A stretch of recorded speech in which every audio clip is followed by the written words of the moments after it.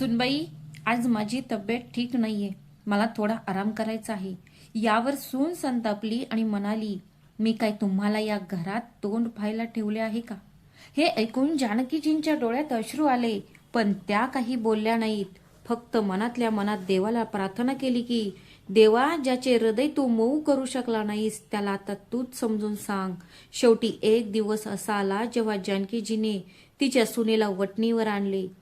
तर चला, नक्की तिने असे काय केले हे आपण या कथेत पुढे जाणून घेऊया. जानकीजीला सकाळीपासूनच अस्वस्थ वाटत होते. ती रात्रभर झोपली नव्हती. तिच्या शरीरात एक विचित्र जडपणा आणि अशक्तपणा जाणवत होता. तिचे डोके जड वाटत होते, जणू काही तिच्या डोक्याला दगडच बांधला आहे. तिची पाठ खूप दुखत होती, पाय सुन्न झाले होते, पण तरीही ती उठली आणि हळूहळू स्वयंपाकघरात गेली. आत प्रियंका आधीच चहा बनवत होती. घरात सकाळची धावपळ सुरू झाली होती. जानकीजी भिंतीचा सहारा घेऊन उभ्या राहिल्या आणि हळू आवाजात म्हणाली, सुनबाई, आज मला बरं वाटत नाहीये. मला खूप डोकेदुखी आहे आणि माझं शरीर थकत चाललंय. मला थोडी विश्रांती घ्यायची आहे. आज मी तुला कामात मदत करू शकणार नाही. प्रियंकाने गॅसचा प्रेशर कमी केला आणि वळून जानकीजीकडे रागाने पाहिले. पहिल्यांदा तर तिला आश्चर्य वाटले, नंतर राग आला. तिने हातातील चमचा काउंटरवर जोरात आपटला आणि म्हणाली, काय म्हणाला? तुला आराम करायचा आहे? मी काय तुला तोंड व्हायला घरात ठेवलं आहे का? रोजचे जेवण कोण पुरवते? दररोज सकाळी आणि संध्याकाळी गरम चपात्या, भाज्या आणि डाळ कोण बनवते? डोक्यावर छप्पर कोण पुरवते? वीज बिल, पाण्याचे बिल, किराणा सामान हे सर्व आमच्या कमाईतून येते आणि तुम्ही इतके छोटे कामही करू शकत नाही. आजारी असल्याचे कारण करून पडून राहता आणि झोपा काढता. प्रियंकाचा आवाज मोठा झाला. ती हात जोडून म्हणाली, अरे वा, महाराणीला विश्रांती हवी आहे. आम्ही दिवसभर कष्ट करायचे आणि तुम्ही मात्र बसून राहायचे. तिचे शब्द तीक्ष्ण आणि तिरस्कारपूर्ण होते. जानकीजीने काहीतरी बोलण्याचा प्रयत्न केला, पण तिचा घसा दबला गेला. तिचे डोळे अश्रूंनी भरले. तिच्या गालावरून अश्रू शांतपणे वाहत होते. ती बोलू शकत नव्हती. फक्त तिचे होठ आणि ती थरथर कापत राहिली. मनातल्या मनात तिने हात जोडून देवाला प्रार्थना केली, हे देवा, ज्याचे हृदय तू मऊ करू शकला नाहीस त्याला तूच समजाव. तू तर माझे दुःख पाहतोयस. मला फक्त ते सहन करण्याची शक्ती दे. ती शांतपणे तिच्या खोलीत परतली. तिने हळुवारपणे दार बंद केले आणि बेडवर जाऊन झोपली. तिने आपले अश्रू रोखण्याचा प्रयत्न केला, पण तिचे हृदय जड झाले होते. तिला असे वाटले की जणू काही तिच्या छातीवर एक जड दगड ठेवला आहे. काही दिवस तसेच गेले. त्याचबरोबर प्रियंकाचे वागणेही अधिकाधिक कठोर होत गेले. ती सतत जानकीजींना टोमणे मारत असे, तुम्हाला म्हातारपणात आराम करण्याची सवय झाली आहे ना? का तुम्ही आता फक्त मरणाची वाट पाहत आहात? जानकीजी गप्प राहिल्या. तिला माहित होते की उलट उत्तर दिल्याने परिस्थिती आणखी बिकट होईल. शेवटी एके दिवशी तो काळा दिवस आला. सकाळी सकाळी लवकर जानकीजी तिच्या खोलीत बसून रामायण वाचत होती. रामायण ही तिची ताकद होती. त्यातून तिला भगवान रामांसारखे संयम आणि शक्ती मिळत होती. हळूहळू मंत्र म्हणत होती. तिचे डोळे बंद होते, मन शांत होते. तेवढ्यात दार उघडले आणि प्रियंका आत आली. तिच्या हातात एक ओला कापड होते, जे तिने रागाने जानकीजींच्या पायथ्याशी फेकले. ते कापड खूप ओले असल्यामुळे जमिनीवर पडताच त्यातील पाण्याचे शिंतोडे उडाले.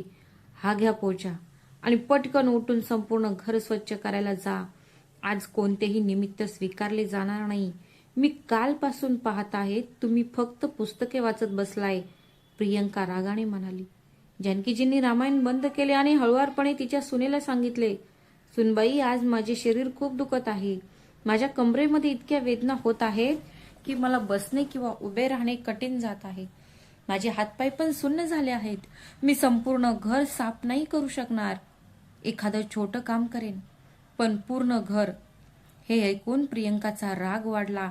तिचे डोळे लाल झाले, तिचा चेहरा लाल झाला. तिने लगेच जवळ असलेल्या बादलीतून वायफर काढला आणि विचार न करता जानकीजींवर झडप घातली.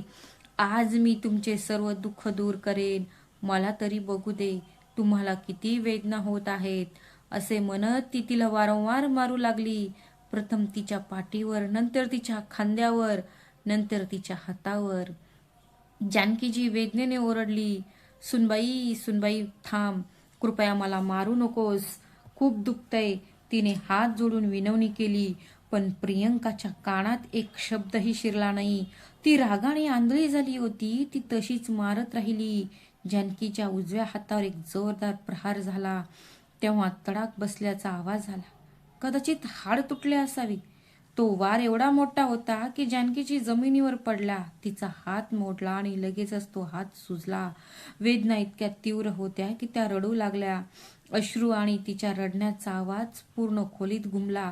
प्रियंका थांबली. तिचा श्वास फुलू लागला. तिने वायफर फेकून दिला आणि म्हणाली, आता बघ, उद्यापासून काम करायची सवय पडेल. असे म्हणत ती बाहेर गेली. जानकीची जमिनीवर पडून राहिली. तिचे शरीर वेदनेने थरथर कापत होते. कसं तरी ती भिंतीच्या मदतीने उठली आणि बेडवर पडली. ती दिवसभर तशीच पडून राहिली. तिने काहीही खाल्ले नाही किंवा पिले नाही. ती फक्त रडत राहिली. संध्याकाळी राजेश घरी आला तेव्हा प्रियंकाने प्रथम त्याला मिठी मारली आणि स्वयंपाकघरात घेऊन गेली आणि त्याचे कान भरू लागली. तुझ्या आईने तर माझं जगणं अवघड केलं आहे. तिला कोणतेही काम करायचे नाही. ती फक्त आयते बसून खात असते. आज तर तिने सर्व मर्यादाच ओलांडल्या आहेत. ती मला उत्तर देऊ लागली की तिचे शरीर दुखत आहे. राजेश ऑफिसमधून थकून आला होता. तो रागात त्याच्या आईच्या खोलीत गेला आणि तिला काहीही न विचारता, तिची अवस्था न पाहता तिच्यावर ओरडू लागला. आई, तुला लाज वाटत नाही का? तुमची सून संपूर्ण घर एकटीच सांभाळते आणि तुम्ही आराम करता. हे खूप झाले. जानकीजीने तिचा तुटलेला हात दाखवण्याचा प्रयत्न केला. ती वेदनेने ओरडली, पण राजेशने एकदाही पाहिली नाही. ती घाबरून गप्प झाली आणि खोलीच्या एका कोपऱ्यात अडकून बसली. त्या रात्री तिला झोप येत नव्हती. शरीराच्या वेदना तर होत्याच, पण तिच्या हृदयातील वेदना त्यापेक्षाही खोलवर होत्या. त्या क्षणी तिला असे वाटले की जणू तिच्या नवऱ्याच्या मरणानंतर तिच्या आत्म्याचा आणखी एक भाग मरून गेला आहे. ती श्वास घेत होती. तिचे शरीर जिवंत होते, पण जीवनाची जाणीव नाहीशी झाली होती. ती भूतकाळात हरवून गेली. तिच्या पतीच्या जाण्याचे दृश्य तिच्या डोळ्यासमोर तरळले. त्या दिवशी घरात एक विचित्र शांतता पसरली होती. आजही तीच शांतता तिच्या मनाला सतावत होती. जेव्हा तिच्या नवऱ्याच्या छातीत अचानक दुःख लागले आणि ते खाली कोसळले आणि रुग्णालयात नेत असताना वाटेतच त्यांनी शेवटचा श्वास घेतला. जेव्हा पांढऱ्या चादरीत गुंडाळलेला त्यांचा मृतदेह अंत्यसंस्कारासाठी नेण्यात आला, तेव्हा जानकीजीलाही तिचा स्वतःचा श्वास थांबल्यासारखे वाटले. ती तिथेच जमिनीवर पडून राहिली. ती समोर घडणारे सर्व काही तिच्या डोळ्याने पाहत होती. तिच्या नवऱ्याचे पांढऱ्या चादरीत गुंडाळलेलं निर्जीव शरीर जणू काही ते स्वप्नच आहे. डोळ्यात अश्रू नव्हते, तोंडात शब्द नव्हते. एक असे दुःख जे शब्दामध्ये व्यक्त करता येत नव्हते. तिचा घसा दाबला गेला होता. छाती जड झाली होती. जणू काही आत एक शून्यता पसरली होती. लोक आले, रडले, तिला सांत्वन दिले, पण जानकीजी शांत बसली होती. तिचं मन सुन्न झाले होते. पहिले 4 दिवस तिची सासरची तिच्या सोबत राहिली. तिची नणंद चहा आणायची, तिचा धीर पाणी द्यायचा आणि तिची सासू तिच्या डोक्यावरून हात फिरवून म्हणायची, मुली काळजी घे, आयुष्य अजून खूप आहे. जानकीजी गप्प राहायच्या, फक्त डोके हलवत असत. पण 5व्या दिवसापासून त्यांच्या नजरा बदलू लागल्या. त्यांच्या संभाषणात एक विचित्र परकेपणाची भावना येऊ लागली. तिच्या सासू आता लवकर उठून प्रार्थना करण्यात व्यस्त राहू लागल्या. नणंद फोनवर व्यस्त राहू लागली. असं वाटू लागले की जणू काही ती आता त्यांच्या डोळ्यात ओझे बनली आहे. एक अशी विधवा जी घरातील आनंदावर वाईट सावली टाकत आहे. तिच्या नवऱ्याला जाऊन फक्त 4 आठवडेच झाले होते. तेव्हा एके दिवशी तिची नणंद स्वयंपाकघरात काम करत असताना स्पष्टच म्हणाली की, वहिनी, आता या घरात तुमचा काहीही अधिकार नाही. वडिलांचे पेन्शनही थांबले आहे. आम्ही घर कसे चालवणार? आता तुम्ही ते वाक्य अपूर्ण सोडले, पण त्याचा अर्थ स्पष्ट होता. धीराचा स्वभाव तर आणखी कठोर झाला होता.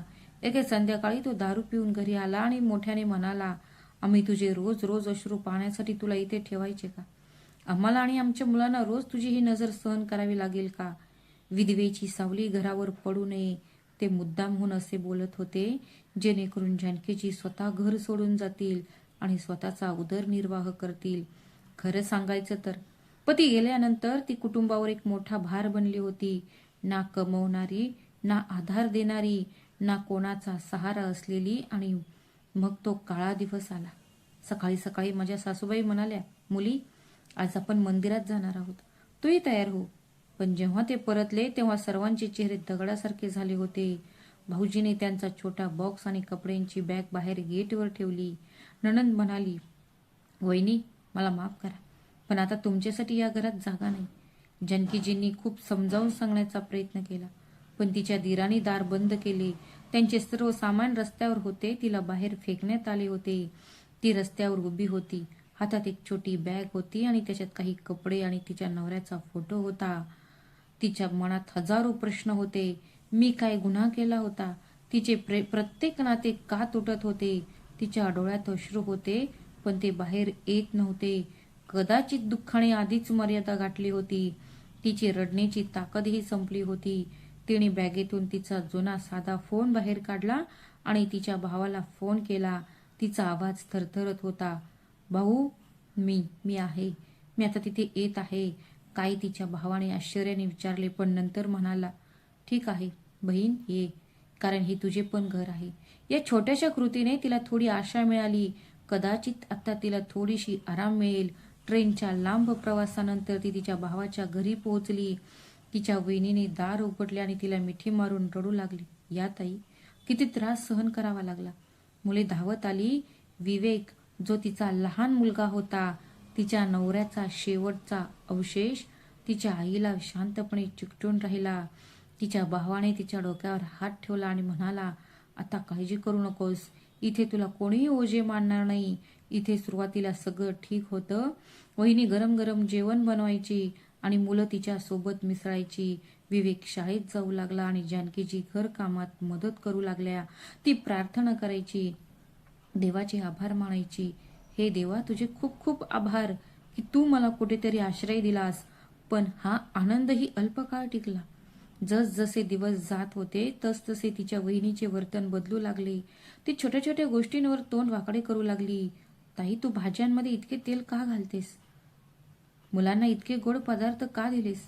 ती सतत काही ना काही टोमणे मारायची.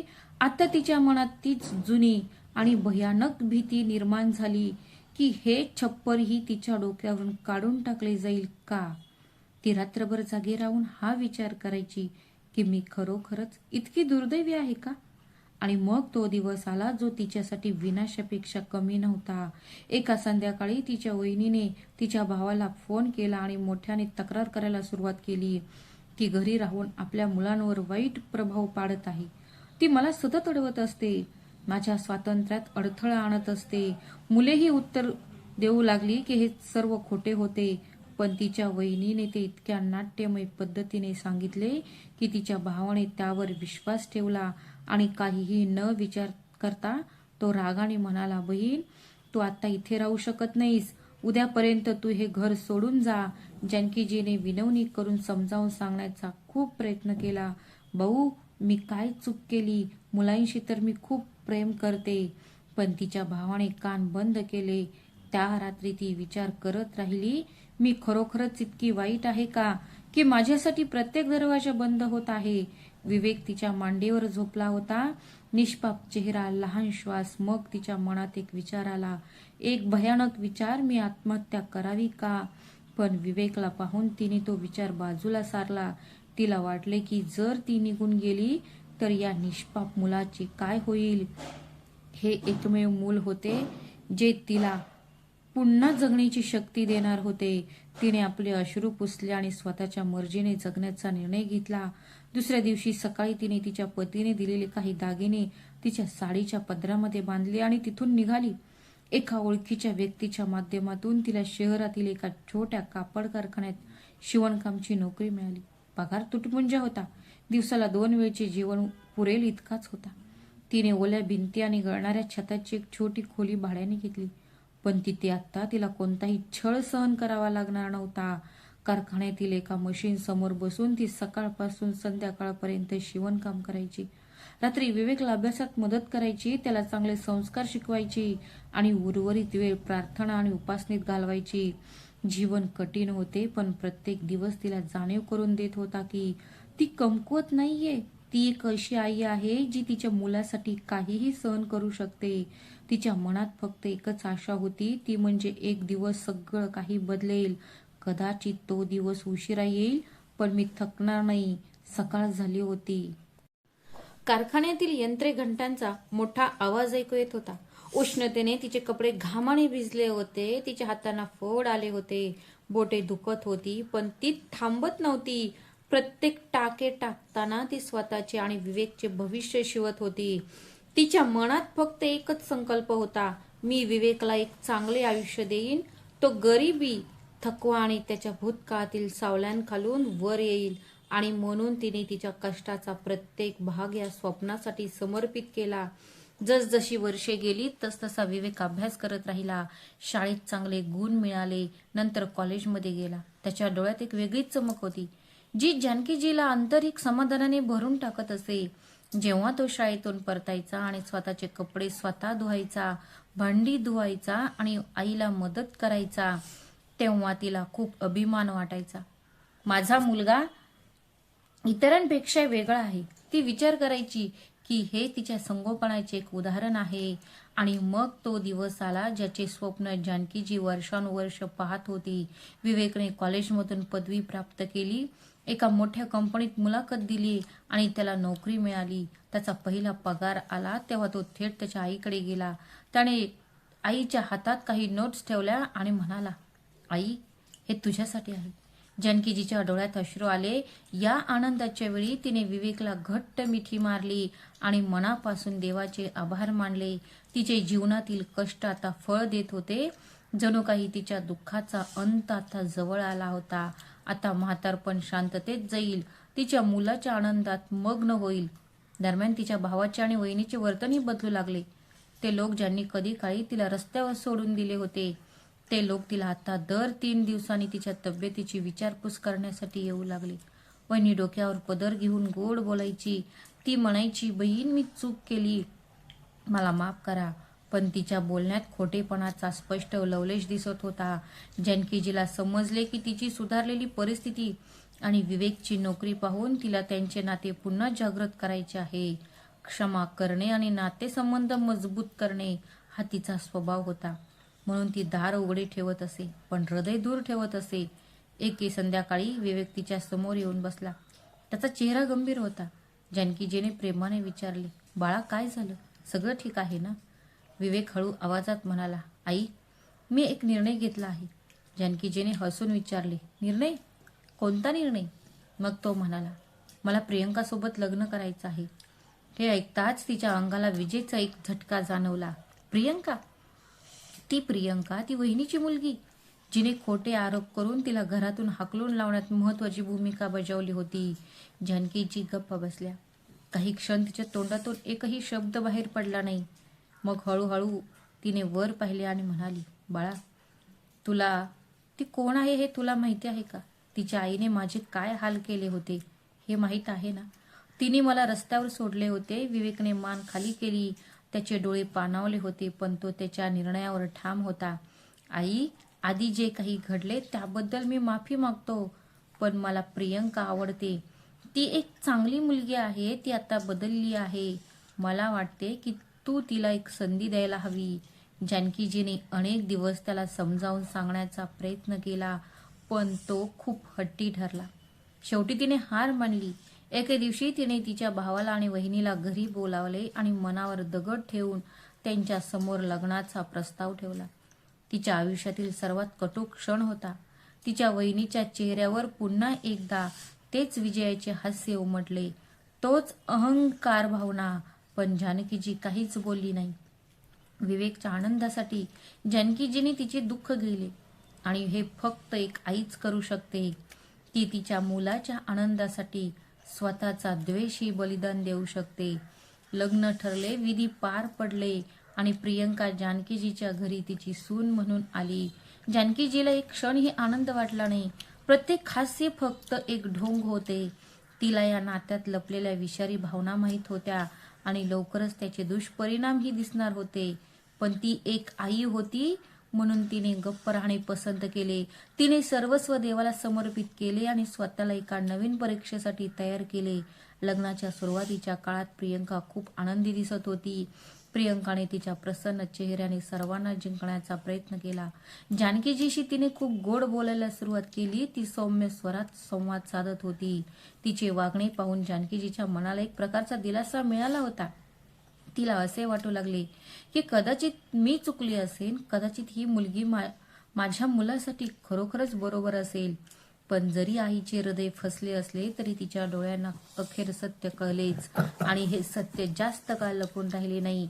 काही दिवसातच प्रियंका उलट बोलू लागली. आई, आता आम्ही दोघेही काम करतो, त्यामुळे मी तुमची जिम्मेदारी उचलू शकत नाही, म्हणून तुम्ही तुमचे स्वयंपाकघर वेगळे करावे. हे ऐकून जानकीजींच्या डोळ्यात अश्रू आले, पण ती शांत राहिली. विवेकने मात्र हा निर्णय लगेचच नाकारला. तो प्रियंकाला म्हणाला, सध्या तरी हे शक्य नाही. पण त्याच्या या उत्तराने प्रियंकाच्या मनात जानकीजीबद्दल रागाची ठिणगी पडली. तिच्या मते जानकीजी तिच्या मार्गातील अडथळा आहे. हळूहळू घरात तिचे वर्तन बदलू लागले. एके दिवशी जानकीजी स्वतःसाठी गरम पाणी करायला गेली तेव्हा स्वयंपाकघराच्या दरवाजाला लॉक होते. तिने विवेकला आश्चर्याने विचारले. तेव्हा त्याने खांदे उंचावून उत्तर दिले की प्रियंका म्हणाली आहे की जेवण बनवायच्या वेळीच दार उघडेल. जानकी गप्प राहिली, पण तिच्या हात काहीतरी तुटले. ते स्वयंपाकघर जिथे ती वर्षानुवर्ष तिच्या मुलासाठी स्वयंपाक करत होती, त्याला आवडणाऱ्या सर्व गोष्टी तयार करत होती. पण आज त्यात पाऊल ठेवणे देखील तिच्या इच्छेवर अवलंबून नव्हते. काही दिवसातच घराच्या प्रत्येक कोपऱ्यातून त्यांची उंची कमी होत चालली होती. पहिले विवेकचे सर्व पैसे थेट जानकीजींच्या खात्यात जमा होत होते. आता तेच पैसे त्यांच्या सुनेकडे जात होते. आता तिला तिच्या मूलभूत गरजांसाठीही तिच्यावर अवलंबून राहावे लागत असे. एक आई जिने आयुष्यात कधी कोणाकडे हात पुढे केला नव्हता, आज तिला औषधांसाठी तिच्या सुनेसमोर डोके टेकवावे लागत होते. ती जानकीजींना अशा प्रकारे आज्ञा देत होती की जणू ती एखादी मोलकरीणच आहे. सकाळी लवकर उठून संपूर्ण घर स्वच्छ कर, माझे कपडे धु, आणि हो, माझी चप्पलही स्वच्छ कर. आणि कधी कधी ती काही करायला नकार द्यायची किंवा करायची नाही तेव्हा तिच्या तोंडातून इतके विष बाहेर पडायचे की कडूपणाचा डंक तिच्या हृदयात संपूर्ण दिवस पडून राहायचा. एके दिवशी ती खूप थकली होती, म्हणून ती म्हणाली, सुनबाई, आज माझी तब्येत ठीक नाहीये, त्यामुळे मला थोडा आराम करायचा होता. तेव्हा प्रियंका रागाने म्हणाली, मी काय तुला तोंड पाहायला ठेवले आहे? हे ऐकून ती काहीच बोलली नाही, फक्त मनात देवाला प्रार्थना करत होती की हे देवा, ज्याचे हृदय तू मऊ करू शकला नाहीस त्याला तूच समजाव. तिचे दुःख दिवसेंदिवस अधिकच वाढत गेले. ती विचार करू लागली, मी कधीही कोणाच्याही मुलीशी असे वागले नाही, पण ही दुसरीची मुलगी मला माणूस का समजत नाही? विवेक तिच्या डोळ्यासमोर असायचा, पण तो आंधळा आणि बहिरा बनून राहत असे. तो नेहमीच प्रत्येक गोष्टीत त्याच्या पत्नीची बाजू घेत असे. आई, तू गैरसमज करून घेत आहेस. प्रियंका ती खरंच खूप हुशार आहे, तुम्ही प्रयत्न तर करा. ती शांतपणे ऐकत असे, विचार करत असे की हा तोच विवेक आहे का जो पूर्वी तिच्याशिवाय झोपू शकत नव्हता. आज त्याला माझे अश्रूही दिसत नव्हते. ती देवासमोर हात जोडत असे, तिच्या दुःखासाठी थोडा धीर मागत असे, फक्त थोडी शांती मागत असे.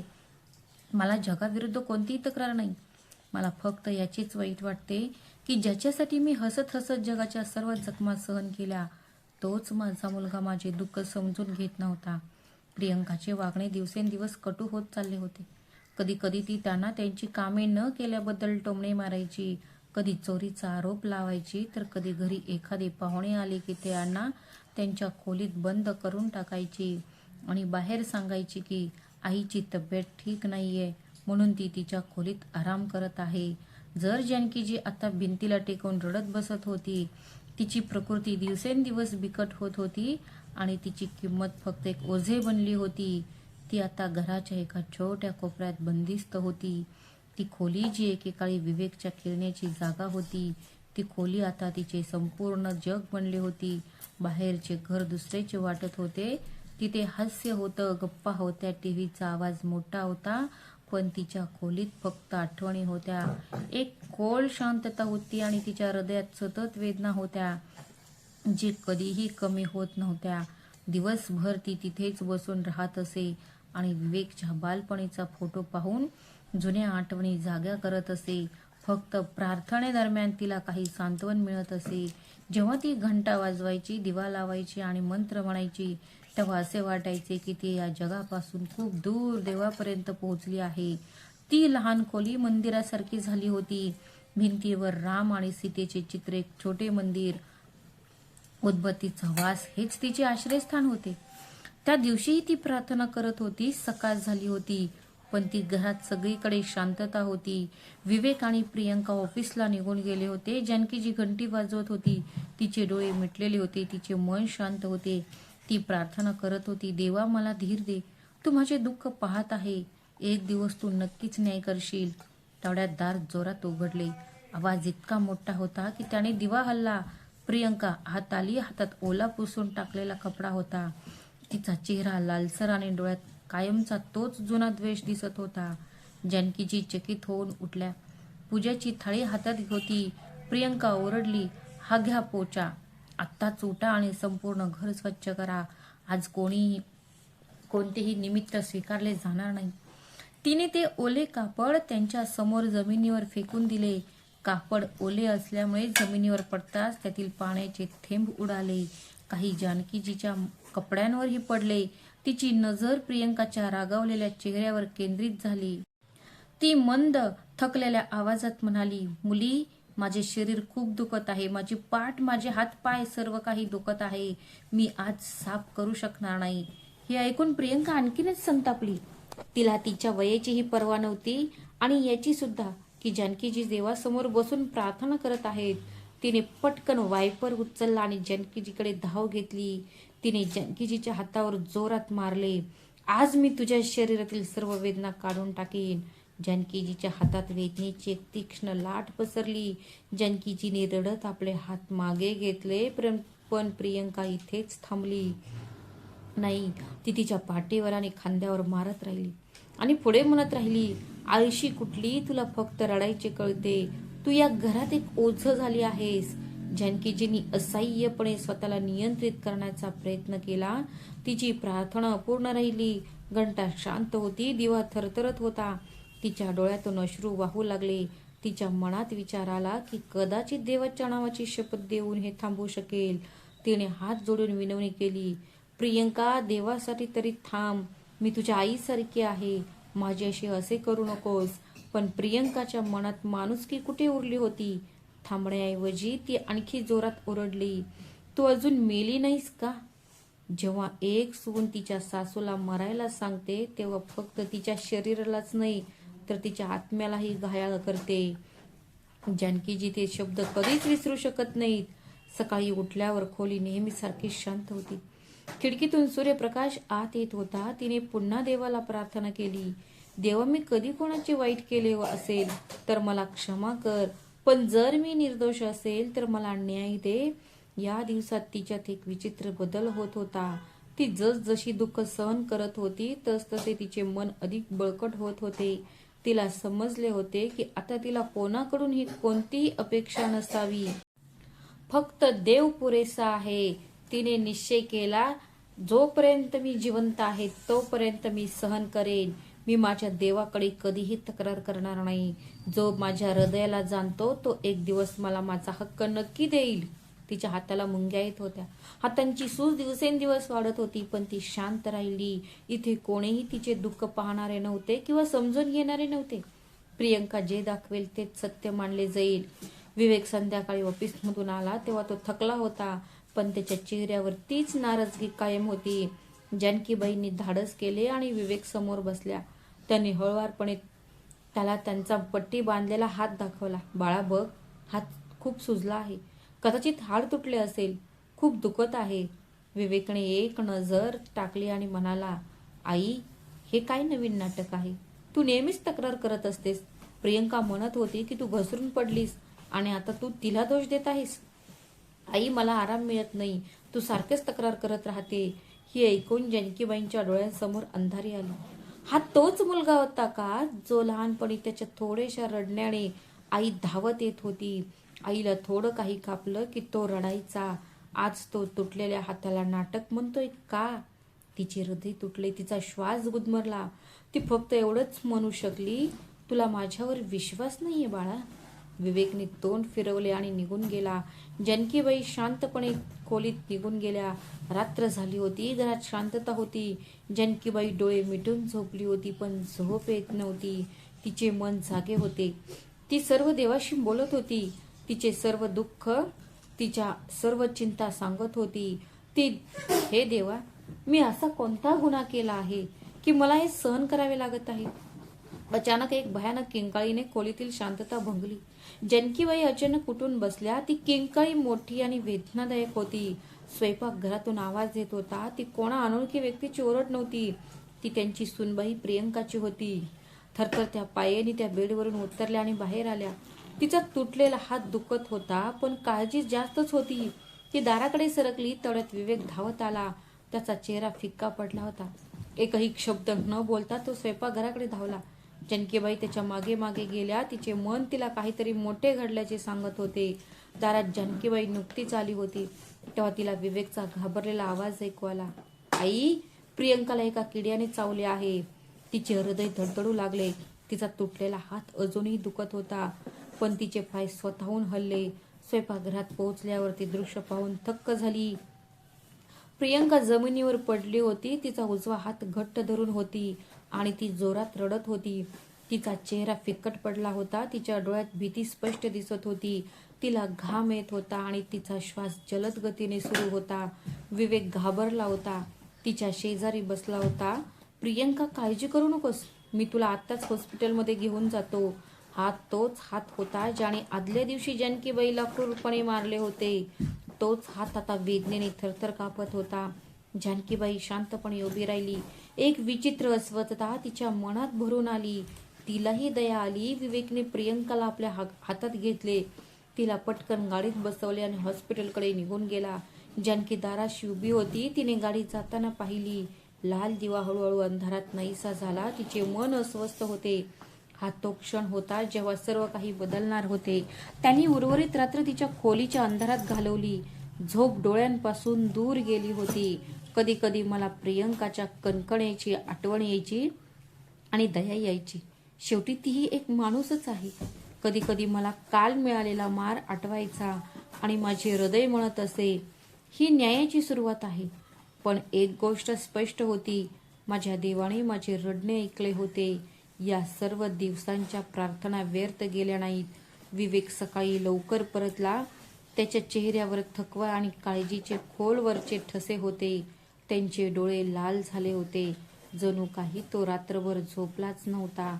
तो थेट जानकीकडे गेला आणि हळू आवाजात म्हणाला, आई, विष खूप तीव्र होते.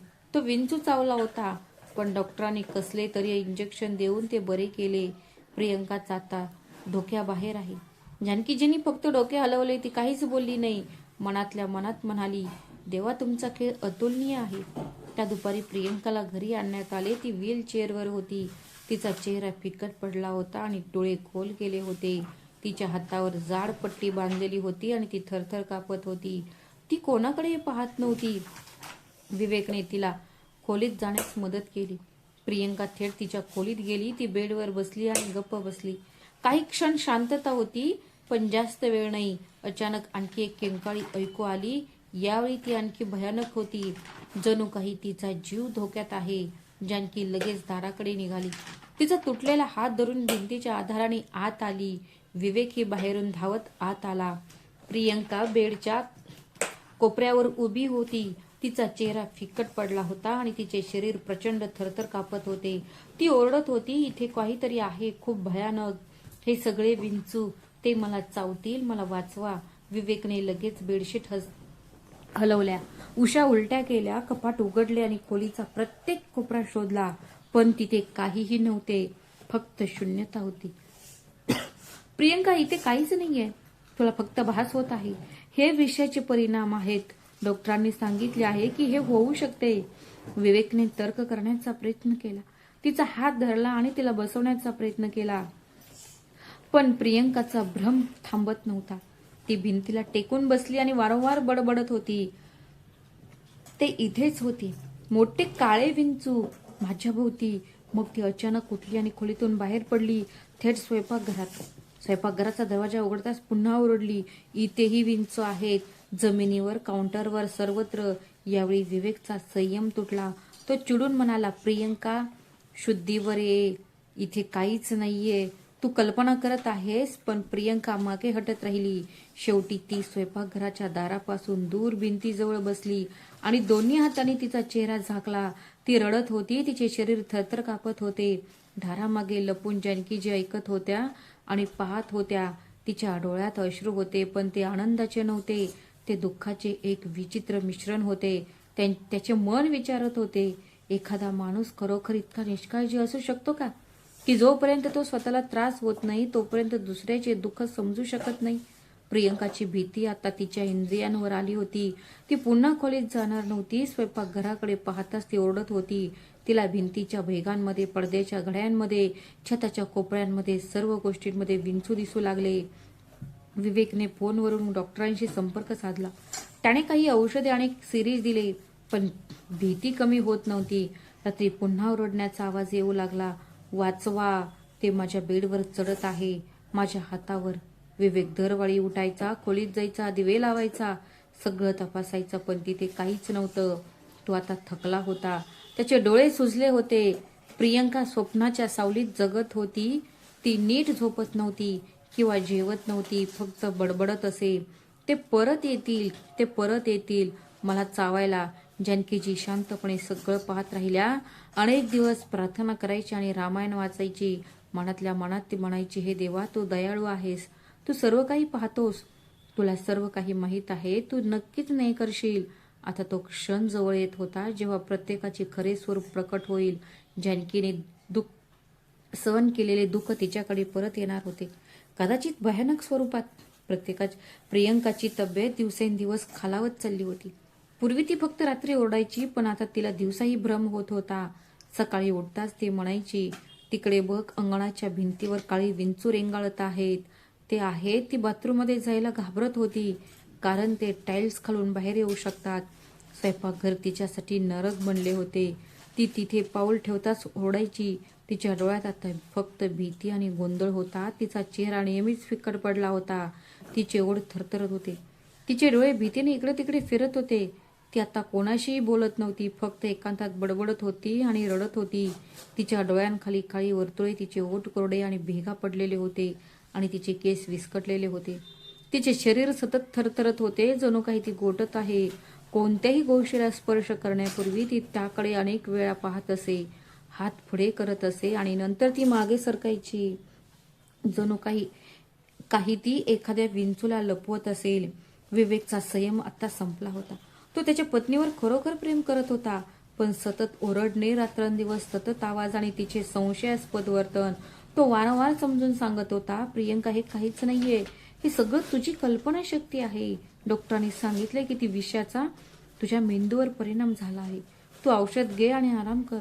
पण त्या शब्दांचा प्रियंकाच्या प्रकृतीवर काहीही परिणाम झाला नाही. ती चिडून उत्तर द्यायची, माझ्याशी खोटे बोलू नकोस. तू आणि तुझी आई मला वेड्यासारखे दाखवण्याचा प्रयत्न करत आहात. तुला माझे दुःखही दिसत नाही. एके दिवशी परिस्थिती खूप वाढली. प्रियंका अचानक खोलीतून ओरडत बाहेर आली आणि जानकीवर झडप घातली. तू हे सगळं केलंस. तू माझ्यावर काळी जादू केलीस. तू हे विंचू माझ्या मागे लावलेस. तिचे डोळे आता लाल झाले होते. तिचा आवाज थरथरत होता. असं म्हणून तिने त्यांना लाथ मारली. तिने तिची चप्पल काढली आणि जानकीवर फेकली. चप्पल तिच्या खांद्यावर आदळली, पण जानकीने मान खाली केली आणि पूर्णपणे शांत राहिली. तिने काहीही उत्तर दिले नाही, फक्त डोळे मिटले. विवेकने रागाने प्रियंकाला सांगितले. त्याने तिला थांबवण्याचा प्रयत्न केला. प्रियंका, थांब, माझ्या आईशी असं करू नकोस. पण ती त्याच्यावर रागावली. तू नेहमी त्या म्हातारीची बाजू का घेतोस? तुला तुझी बायको दिसत नाही, तुला फक्त तुझी आई दिसते. विवेकचा चेहरा लाल झाला. पहिल्यांदाच त्याचा आवाज चढला. थांब प्रियंका, आता पुरे झाले. तुला असं पाहून वाईट वाटतंय, पण मी माझ्या आईचा अनादर सहन करणार नाही. प्रियंका तिथेच स्तब्ध उभी होती. मग अचानक तिने तिची बॅग उचलली, पटकन कपडे पॅक केले आणि म्हणाली, मी माझ्या आईवडिलांच्या घरी जात आहे. जर तुम्हाला माझी काळजी नसेल तर मला तुमची गरज नाही. ती दार बंद करून बाहेर पडली. जानकीजी दाराच्या मागे उभ्या होत्या आणि सर्व ऐकत होत्या. प्रियंका गेल्यानंतर ती विवेककडे गेली आणि हळुवारपणे म्हणाली, बाळा, ती तुझी बायको आहे. तू तिला परत आणले पाहिजे. घर पडू देऊ नकोस. तिच्या डोळ्यात थकवा होता, जणू काही तिच्या खांद्यावर अनेक वर्षांचा भार पडला होता. काही तासांनंतर ती ओरडू लागली, दाराखाली विंचू आहेत, कपाटाच्या मागेही आहेत, प्रत्येक ठिकाणाहून मला चावायला येत आहेत. तिच्या आई वडिलांनी खाली वाकून पाहिले. तिथे काहीही नव्हते. प्रियंका जमिनीवर बसली आणि तिचे केस ओढत होती. ती ओढत म्हणाली, हे सगळं त्या बाईमुळे आहे. ती माझ्या मागे सावलीसारखी धावत आहे. कधी कधी प्रियंका रात्री घाबरून उठायची, तर कधी कधी ती दिवसा भिंतीवर आदळायची. प्रत्येक तास एक नवीन भ्रम, एक नवीन भीती होती. प्रियंकाचे आई वडील तिला डॉक्टरांकडे घेऊन जाऊ लागले. तिची तपासणी करण्यात आली, औषधे देण्यात आली, अगदी झोपेच्या गोळ्याही देण्यात आल्या, पण काही फरक पडला नाही. कुटुंब थकत चालले होते. शेजारी कुजबुजू लागले, ही तीच मुलगी आहे जिने तिच्या सासूला मारले होते. आता ती देवाच्या क्रोधाला तोंड देत आहे. विवेक काही दिवस तिच्या पालकांशी फोनवर बोलत राहिला, पण आता तेही शांत झाले होते. ते त्यांच्या मुलीला किंवा तिच्या पतीला काहीही समजावून सांगू शकले नाहीत. ते गोंधळलेले होते. त्यांची मुलगी घराबाहेर पाऊलही टाकत नव्हती आणि सर्व काही अशांत सोडून जात होती. प्रियंकाचे अस्तित्व आता एक दूरचे स्वप्न वाटत होते. अस्वस्थ, तुटलेला, अनियंत्रित. आणि जानकीबाई देवाला प्रार्थना करत होती, न्याय झाला आहे. आता तिला क्षमा करा, तिला शांती द्या. हे देवा, पण सत्य नाकारणाऱ्या मनाला उशिरा शांती मिळाली. मला ते मिळेल की कधीच मिळणार नाही. प्रियंकाची प्रकृती आता पूर्णपणे बिघडली होती. तिला दिवसा शांत बसत नव्हती आणि रात्री झोपतही नव्हती. रात्रीच्या शांततेतही तिच्या किंकाळ्या ऐकू येत होत्या. विंचू मला चावत आहे, मला वाचवा. ती तिचे हात पाय चेहरा फाडण्याचा प्रयत्न करत होती. डोळे खाजवलेले, स्वप्नाळू विस्कटलेले केस, तिच्या ओठांवर आठवणींचा एक कुजबूज होता. काही महिन्यांपूर्वी इतकी गर्विष्ठ असलेली मुलगी आता शुद्धीवर नव्हती. तिचे आई वडील आता पूर्णपणे अस्वस्थ होते. ते थकले होते. त्यांनी एखाद्या देवऋषाची भेट घेतली, भूतविद्या सोडण्याचा प्रयत्न केला आणि त्यांची औषधे बदलली. त्यांनी प्रसिद्ध डॉक्टरांनाही बोलवले, पण प्रियंकाची प्रकृती बिकट वाटत होती. कधी कधी ती पूर्णपणे शांत व्हायची. ती भिंतीकडे पाहत अचानक मोठ्याने ओरडायची, तो आला आहे, त्याने मला पाहिले आहे, तो मला घेऊन जाईल. एके दिवशी प्रियंकाच्या आईचा धीर सुटला. ती मोठ्याने रडू लागली आणि म्हणाली, आता हे असह्य आहे, कोणीतरी काहीतरी करा. आणखी काही घडण्यापूर्वी ती आपल्याला मारून टाकेल. शेजाऱ्यांच्या कुजबुजण्याने, नातेवाईकांच्या संशयास्पद नजरेने आणि त्यांच्या मुलीला ओरडण्याने प्रियंकाचे आई वडील उद्ध्वस्त झाले. मग एका नातेवाईकाने त्यांना सल्ला दिला, तिला चांगल्या मनोरुग्णालयात घेऊन जा, कदाचित प्रियंकाला तिथे काही उपचार मिळतील. सुरुवातीला तिने नकार दिला, पण प्रियंकाची अवस्था पाहून तोही असह्य झाला. जड अंतकरणाने तो गप्प राहिला. त्यांनी तिला सरकारी मनोरुग्णालयात दाखल केले. जेव्हा रुग्णवाहिका बाहेर पडली तेव्हा प्रियंका सतत ओरडत होती, मला घेऊन जाऊ नकोस, ते सर्व माझ्या मागे लागले आहेत, ते मला मारून टाकतील. जेव्हा ती रुग्णालयात आली, जेव्हा पांढऱ्या गणवेशातील कर्मचाऱ्याने तिला रोखण्याचा प्रयत्न केला, तेव्हा ती पूर्णपणे नियंत्रणाबाहेर गेली. तिने आपले कपडे फाडायला सुरुवात केली आणि जानकीबाईंचे नाव घेऊन हाक मारायला सुरुवात केली, माझ्या आईला हाक मारा, मला तिची माफी मागायची आहे.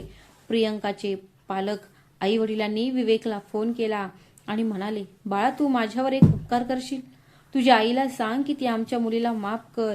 विवेकने फोन ठेवला आणि तो त्याच्या खोलीतच राहिला. त्याचा चेहरा त्याच्या हातात लपवून तो गप्प राहिला. जानकीबाई हळूच त्याच्याकडे गेल्या आणि त्याला विचारले, काय झालं बाळा? तो हळू आवाजात म्हणाला, आई, प्रियंकाला तुझी माफी मागायची आहे. ती वारंवार म्हणते की जर मी माफी मागितली नाही तर मी मरेन.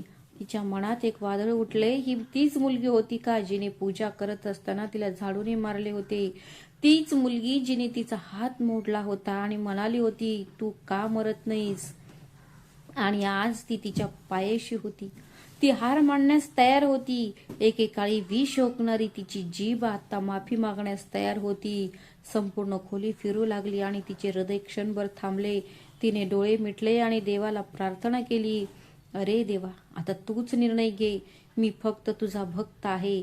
विवेकला तिची शांतता समजली म्हणून तिने हळुवारपणे विचारले, आई, जर तुला वाटत असेल तर मी तुला हॉस्पिटलमध्ये घेऊन जाईन. तिने नकारार्थी मान हलवली. आता काही गरज नाही.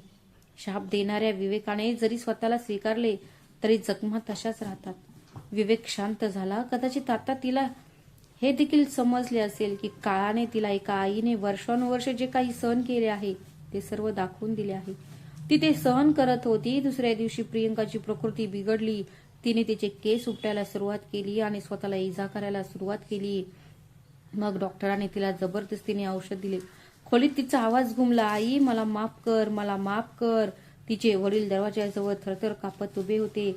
तिची आई भिंतीला टेकून रडत होती आणि डॉक्टरांनी हताश होऊन इंजेक्शन दिले. जानकीबाईने हे सर्व ऐकले. सर्व काही माहीत होते, पण तिच्या मनात एक विचित्र शांतता होती.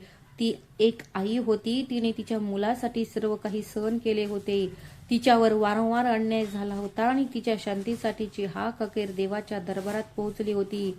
प्रियंकाचा हिशोब सुरू झाला होता. ही शिक्षा कोणत्याही मानवाने दिली नव्हती. काळाने स्वतःच ते लिहिले होते. तिने कोणताही सूड घेतला नव्हता, पण देव न्याय देतो याचे समाधान तिला होते. जरी उशीर झाला तरी तो पूर्ण न्याय देतो. ती सकाळ वेगळी नव्हती, पण तिच्या मनात एक प्रकारची अस्वस्थता होती. ती नेहमीप्रमाणे पूजा करत होती. तेवढ्या दारावर थाप पडली. तिने दार उघडले तेव्हा तिचा भाऊ आणि वहिनी तिथे उभे होते. त्यांचे चेहरे इतके फिक्के पडले होते की तिला विश्वासच बसत नव्हता. ते तेच लोक होते जे तिला वर्षानुवर्ष मदत करत होते. पहिल्यांदा तिला खोट्या आरोपाखाली घराबाहेर हाकलून लावण्यात आले होते. तिचा भाऊ एक छोटासा गट्टा घेऊन येत होता. जणू काही एखादा प्रवासी आश्रय शोधत दाराशी आला आहे. जानकीबाई काही बोलण्यापूर्वीच तिची वहिनी तिच्या पायाशी उभी होती. ती कोसळली आणि थरथर कापत म्हणाली, फक्त एकदाच देवासाठी मला माफ कर. जानकीबाई तिथे दगडासारखी उभी राहिली. जानकीबाई म्हणाली, माझ्या आयुष्यातील सर्वात कठीण क्षणांमध्ये ज्या हाताने मला सोडून दिले ते हात तिच्या पायाशी आहेत. पण ती मान खाली घालून रडत होती. जानकी काहीच बोलू शकली नाही. ती फक्त त्याच्याकडे पाहत राहिली. तिच्या डोळ्यातून वाहणारे अश्रू, तिचे थरथरणारे हात आणि तिच्या चेहऱ्यावरील लाज तिला अनेक वर्षे मागे घेऊन गेली. तिचा भाऊ पुढे आला. त्याचे डोळेही ओले होते. तिचा आवाज दाबला गेला होता. दीदी मला माफ कर. मी तुमच्यावर विश्वास ठेवू शकत नव्हतो. मी सत्य स्वतःच्या डोळ्यांनी पाहण्यास नकार दिला. पण आता प्रियंकाची अवस्था पाहून सर्व काही स्पष्ट झाले आहे. तिने जे काही अनुभवले आहे ते सर्व हे तुझ्या शापाचे परिणाम आहे. हे तुझ्या आतल्या वेदनेचे परिणाम आहेत. जानकीचे हृदय त्या क्षणी थांबले. कारण वर्षानुवर्ष दाबून ठेवलेला गुदमरण्याचा आवाज तिच्या ओठांवर बाहेरून पडण्याची भीती होती. पण तिने स्वतःला थांबवले. तिला ते मोठ्याने ओरडायचे होते, तू माझी माफी मागायला आला आहेस का? सगळं गमावल्यानंतर मला माझं सत्य आठवलं. पण ती शांत राहिली. तिच्या आईने तिला शिकवलं होतं की माणूस सत्य बोलून जगत नाही तर ते सहन करून जगतो. वहिनी रडत राहिल्या. ती पुन्हा पुन्हा म्हणाली, माझ्याबद्दल सांगायचं तर मीच तुझ्यावर खोटे आरोप केले होते. मला वाटले की तू घरी जास्त वेळ घालवतेस आणि माझा नवरा तुला जास्त महत्त्व देतो. माझ्या अहंकारामुळे माझे मन गोंधळले होते. मी माझ्या मुलीला तुझ्याबद्दल सांगितले. त्यांनी तिला त्यांची सून बनवून बदला घेण्याचा प्रयत्न केला.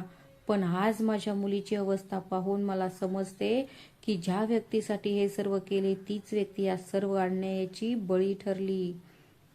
त्यांचे शब्द जानकीच्या हृदयाला भिडले होते. पण जखमा खूप पूर्वी केल्या होत्या. प्रत्येक शब्द जुन्या आठवणींना उजाळा देत होता. त्या संध्याकाळी जेव्हा माझ्या भावाने मला घराबाहेर काढले होते, त्या रात्री जेव्हा तिने विवेकला मिठी मारली होती आणि रडली होती, त्या दिवशी जेव्हा ते कारखान्यातून निघून गेले होते, तिने तिच्या मुलाची फी कठोर परिश्रमाने भरली होती. आता तिच्या भावाने आणखी एक पाऊल पुढे टाकले. तिच्या खांद्यावर हात ठेवला आणि म्हणाला, जगातील बक्षीस या जगातच मिळतात. आज मी माझ्या मुलीला तुटताना पाहिले आणि मला ते समजले. तुझ्यासोबत जे घडलं ते फक्त अन्याय नव्हता तर एका मोठ्या अन्यायाची कहाणी होती. मला लाज वाटते की मी माझ्या बहिणीला ओळखू शकलो नाही. जानकीबाईने डोळे मिटले आणि मनातल्या मनात देवाचे आभार मानले. तो देव जो शांतपणे सर्व काही पाहतो, जो खूप उशीर झाला तरी सत्य प्रकट करतो. जानकीबाईने त्यांना बसण्यास सांगितले, पाणी दिले आणि हळू आवाजात एवढेच सांगितले, माफी मागण्यापूर्वी जर तुमच्या मनात काही विचार असतील तर खऱ्या पश्चातापाने देव ही क्षमा करतो. मी तुम्हा दोघांनाही मनापासून क्षमा केली आणि मोठ्याने रडू लागली. ती म्हणाली, जर मला हे सत्य आधी समजले असते तर मला या दिवसाचा सामना करावा लागला नसता. त्यांचे बोलणे ऐकून मुलगा विवेक ही दाराजवळ उभा राहून सर्व काही ऐकत होता. त्याच्या चेहऱ्यावर एक वेगळी शांतता होती. तो आता वर्षानुवर्ष दुर्लक्षित केलेल्या सर्व गोष्टी पाहू आणि समजू लागला होता. मग प्रियंकाच्या तब्येतीबद्दल संभाषण सुरू झाले. वहिनी, ती रात्रंदिवस तुझे नाव घेत राहते. माझ्या आईची क्षमा मिळेपर्यंत मला शांती मिळणार नाही. जानकीबाईने एक दीर्घ श्वास घेतला आणि म्हणाली, देवा, मी तिला क्षमा केली आहे. माझ्या आयुष्यासाठी, माझ्या मुलासाठी आणि माझ्या आयुष्यासाठी. पण जे घडलं ते मी कधीही विसरणार नाही. त्या दिवशी तिच्या हृदयावर वर्षानुवर्ष असलेला भार थोडा कमी झाला. खोट्या आरोपांच्या रूपात तिच्या चारित्र्यावर लागलेला डाग कमी झाला. आज ते स्पष्ट दिसत होते. ज्या डोळ्यांनी एकेकाळी तिच्याकडे संशयाने पाहिले होते ते आता लज्जेने खाली गेले होते. थोड्या वेळाने ते निघून गेले आणि जानकीबाईने पुन्हा एकदा देवाचे आभार मानले. आज तिच्या जखमांनी साक्ष दिली होती आणि तिच्या देवाने तिचा सन्मान परत मिळवला होता. तेव्हापासून तिच्या भावाच्या डोळ्यात दररोज पश्चातापाची भावना चमकत होती. तो जेव्हा जेव्हा यायचा तेव्हा तो त्याच्या पायाशी बसायचा आणि फक्त एकदाच सांग, तू मला मनापासून माफ केलं आहेस. तिने हळुवारपणे डोक्यावरून हात फिरवला. पण खरं म्हणजे काही जखमा माफ करता येतात पण कधीच भरून येत नाहीत. वहिनी, मी तुला मनापासून माफ केलं आहे. तिच्या ओठांवर सतत एकच वाक्य असायचे. जर ती खोटे बोलली नसती तर आपल्याला हा दिवस भोगावा लागला नसता. पण ते म्हणतात, तुम्ही जे पेरता तेच उगवतं. त्याच संध्याकाळी जेव्हा सगळं ठीक वाटत होतं, विवेकला त्याच्या फोनवर एक फोन आला. ती प्रियंकाची आई होती. तिचा आवाज थरथरत होता. बाळा, प्रियंका आत्ता नाहीये.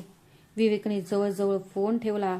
त्याचा चेहरा फिका पडला आणि तो जमिनीवर बसला. जानकीबाई घाबरून त्याच्याकडे गेली आणि विचारले, काय झालं?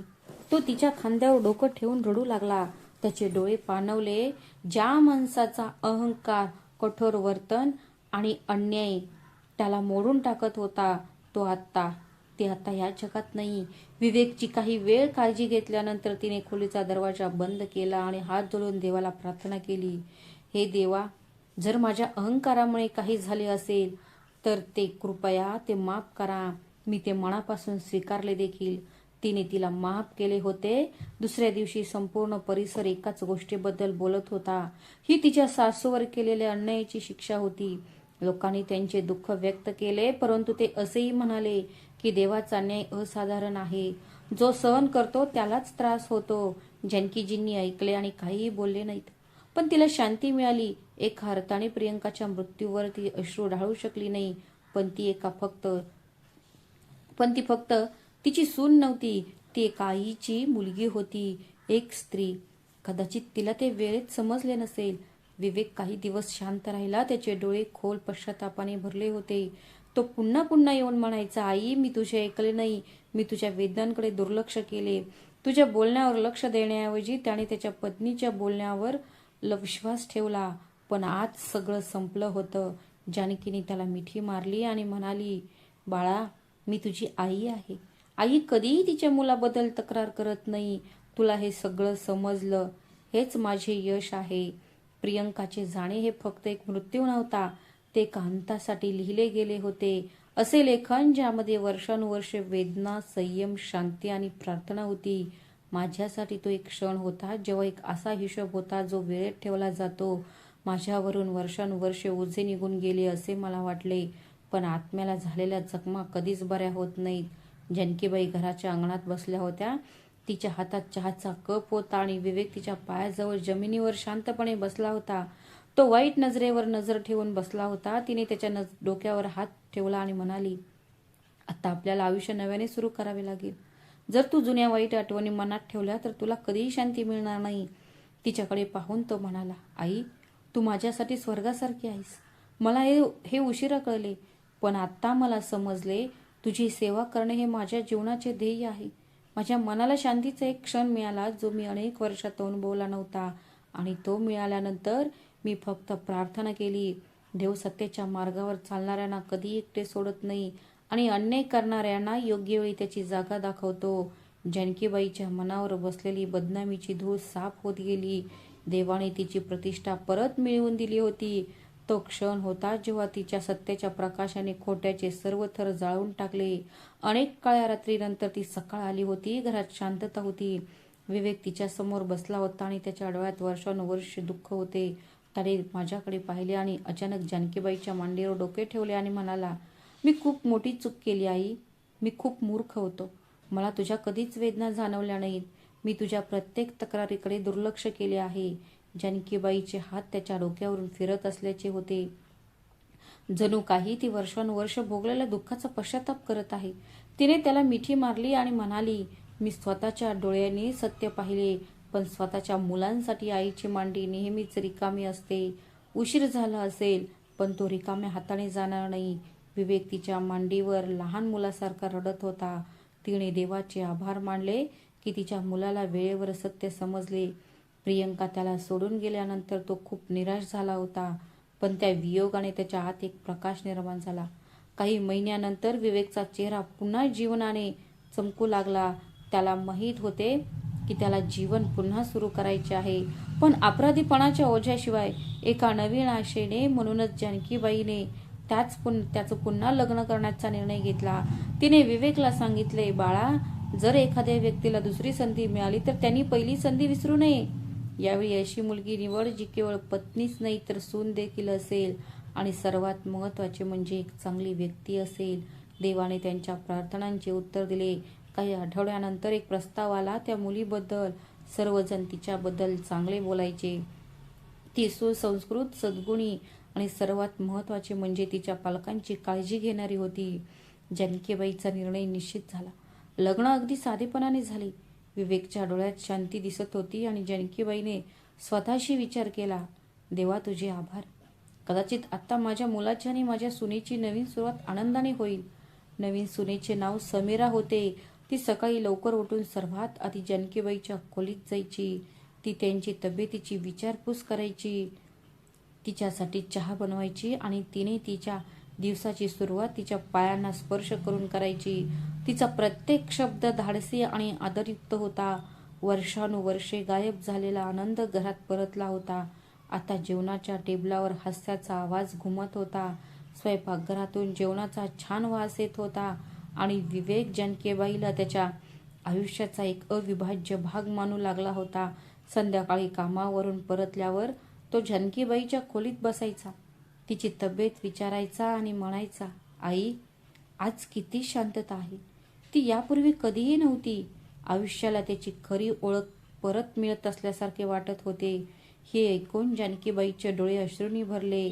आज तिला ती शांती मिळाली जी तिला आयुष्यभर हवी होती. तिने धीर धरला होता आणि त्याचा परिणाम असा झाला की आज तिचा मुलगा बदलला आहे.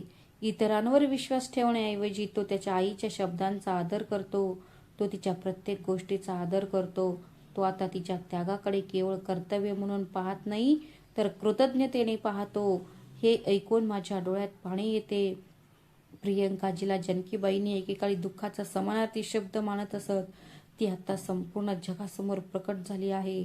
जेव्हा शेजारच्या महिला माझ्या घरी यायच्या तेव्हा त्या डोळे खाली करून म्हणायच्या, दीदी, तू हेच काय केलेस? जर त्यांनी जे सहन केले ते दुसऱ्या कोणीतरी सहन केले असते तर ते मरून गेले असते. तुमच्या संयमाने तुम्हाला वाचवले आणि शेवटी सर्वांसाठी धडा बनले.